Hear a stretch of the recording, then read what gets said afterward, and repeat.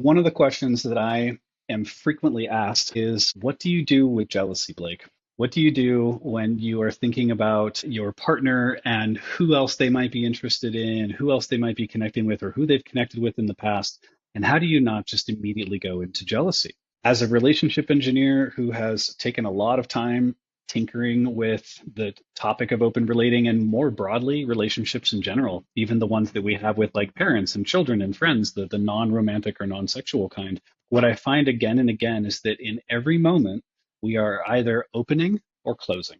And jealousy in all of its many forms, along with fear, which I think jealousy is a version of fear, is a closure. It is a point in our journey where something comes up, we are presented with a fact or a piece of information, and we close around that and we start to shut down our hearts in order to protect ourselves. And the trick, or perhaps the yoga, if you like, about what to do in that moment is to stretch open.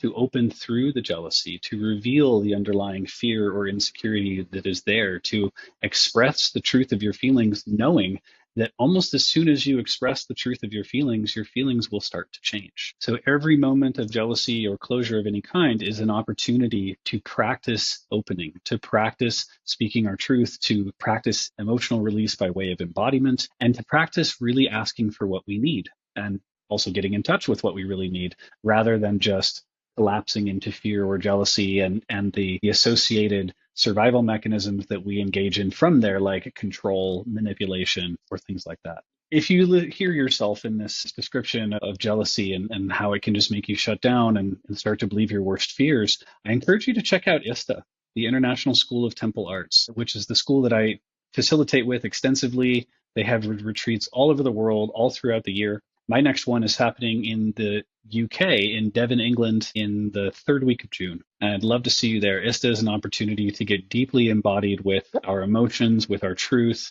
to learn how to open through things like jealousy or fear or anger or grief. And it is a super powerful way to bring yourself into deeper relationship with who you really are.